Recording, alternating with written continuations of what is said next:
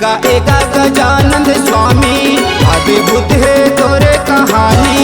एगा एगा गजानंद स्वामी अद्भुत है तोरे कहानी। माने सब बोले पहली तो लागा गिरे हमो शरण मातो देवतार देना मोला। गिरे हमो शरण मातो तय उबार लेना मोला। एगा एगा गजानंद स्वामी अद्भुत है तोरे कहानी। एगा एगा गजानंद स्वामी अद्भुत है तोरे कहानी।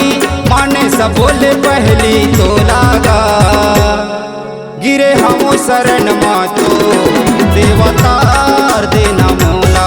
गिरे हमो शरण मातो तय उबार लेना मोला।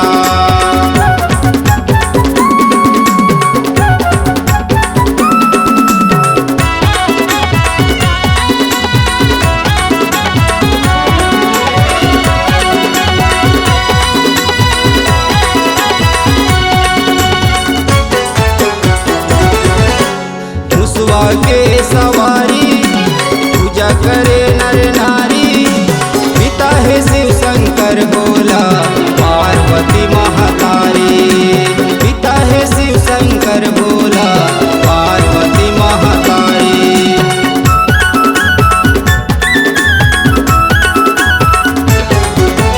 मुसवा के सवारी पूजा करे नर नारी।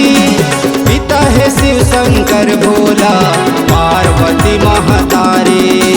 पिता है शिव शंकर भोला पार्वती महातारी। एगा एगा गजानंद देवा थारी थारी चढ़े लड्डू मेवा। एगा एगा गजानंद देवा थारी थारी चढ़े लड्डू मेवा। माने सब बोले पहली तो लागा गिरे हमो शरण मातो देवतार देना मोला। गिरे हमो शरण मातो तय उबार लेना मोला।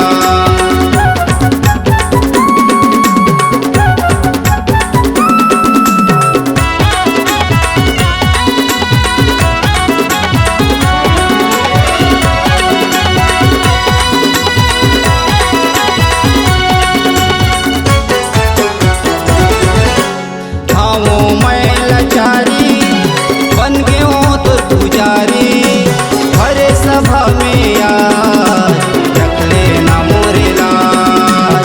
हरे सभा में यार रख लेना मोरे लाल।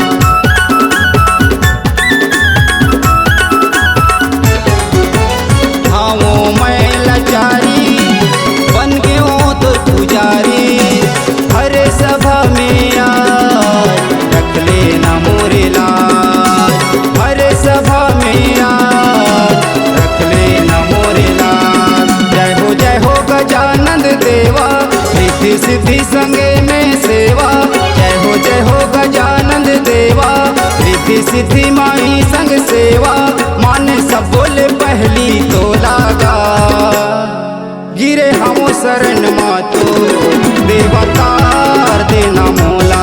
गिरे हमो शरण मातो तय उबार लेना मोला।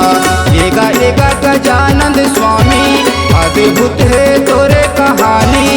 एगा एगा गजानंद स्वामी अद्भुत है तोरे कहानी। माने सब बोले पहली तो लागा गिरे हमो शरण मातो देवतार देना मोला। गिरे हमो शरण मातो तय उबार लेना मोला। गिरे हमो शरण मातो देवतार देना मोला। गिरे हमो शरण मातो तय उबार लेना मोला। गिरे हमो शरण मातो देवतार देना मोला।